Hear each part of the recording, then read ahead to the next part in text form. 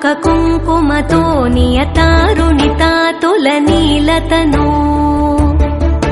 कमलायतलोचनलोकपते विजयी भव वेङ्कटशैलपते स चतुर्मुख षण्मुख पञ्चमुख प्रमुखाखिल दैवतमौलिमणे शरणागत वत्सल सारनिधे परिपालय मां वृषशैलपते अतिवेलतया तव दुर्विषहैरनुवेलकृतैरपराधशतैः भरितं त्वरितं वृषशैलपते परया कृपया परिपाहि हरे अधिवेङ्कटशैलमुदारमते जनताभिमताधिकदानरतात् परदेवतया गदितान्निगमै कमलादयितान्न परं कलये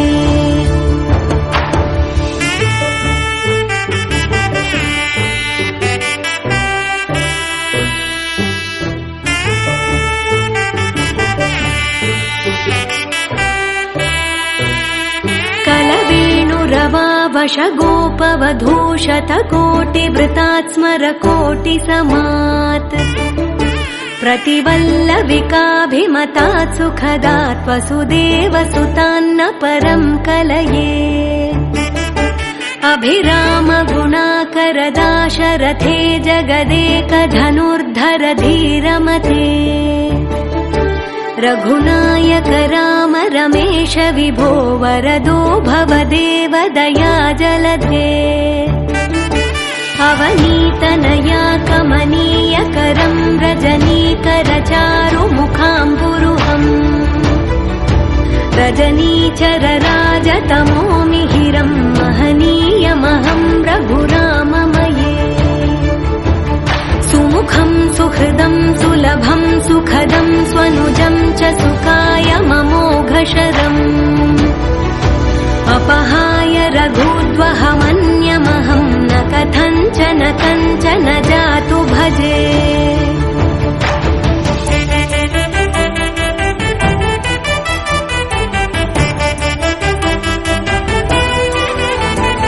विना वेङ्कटेशं ननाथो ननाथः सदा वेङ्कटेशं स्मरामि स्मरामि हरे वेङ्कटेश प्रसीद प्रसीद प्रियं वेङ्कटेश प्रयच्छ प्रयच्छ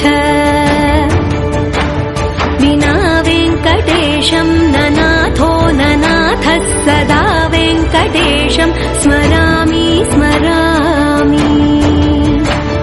हरे वेङ्कटेश प्रसीद प्रसीद प्रियं वेङ्कटेश प्रयच्छ प्रयच्छ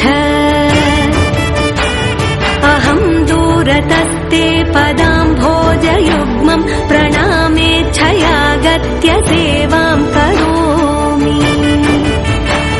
सकृत्सेवया नित्यसेवा फलं त्वं प्रयच्छ प्रयच्छ प्रभो वेङ्कटेश अज्ञानिना मया दोषान्न शेषान् विहितान् हरे क्षमस्वत्वं क्षमस्वत्वं शेषशैलशिखामणे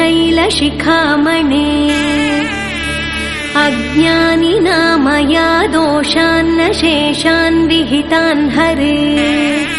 क्षमस्वत्वं क्षमस्वत्वं शेषशैलशिखामणे